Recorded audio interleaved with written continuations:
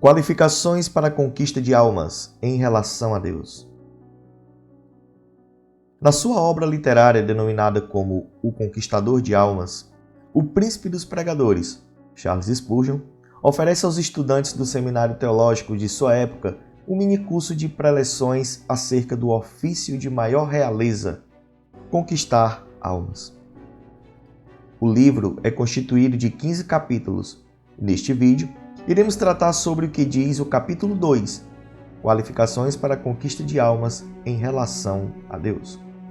Ele começa esse capítulo afirmando que a principal ocupação dele e de seus discentes era ganhar almas, mas para isso, deveriam compreender tais vidas, bem como buscar entender quais qualificações Deus gostaria de ver em cada um deles no exercício da nobre missão da pregação e evangelização das almas perdidas. Sem mais delongas, ele começa dizendo que aquele que pretende ser um conquistador de almas para Cristo deve ter caráter santo. O Senhor jamais utilizaria instrumentos sujos. Nenhum homem sábio jamais poria o seu vinho em garrafas sujas. Nenhum pai carinhoso e amoroso permitiria que seus filhos assistissem uma peça imoral.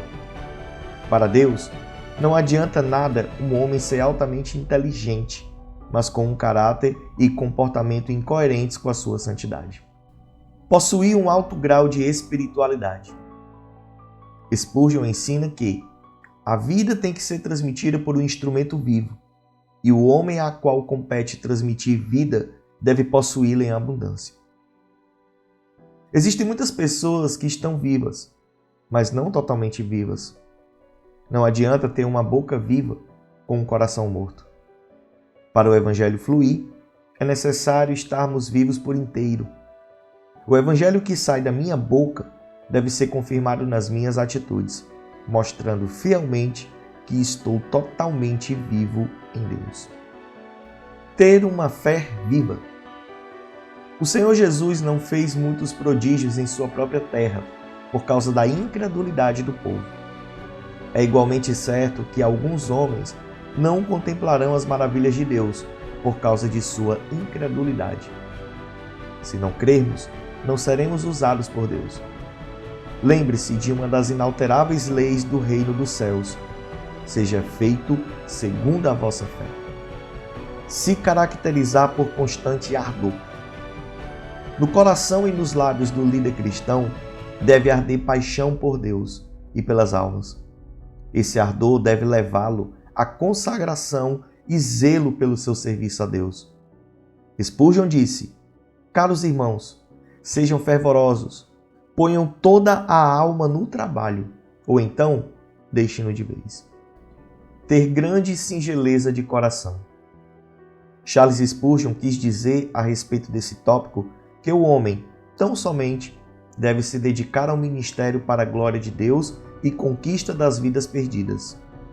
Outra motivação fora esta deve ser revista e expurgada do seu coração. E por último, dispor de completa submissão a Deus. Buscar pensar como o Senhor, estando o líder cristão resolvido a pregar a genuína palavra de Deus, anunciando a verdade não à sua maneira, mas ao modo do Senhor. Quando o pregador encontrar uma palavra pomposa, deve perguntar a si mesmo se tal sermão será de fato uma bênção para os seus ouvintes.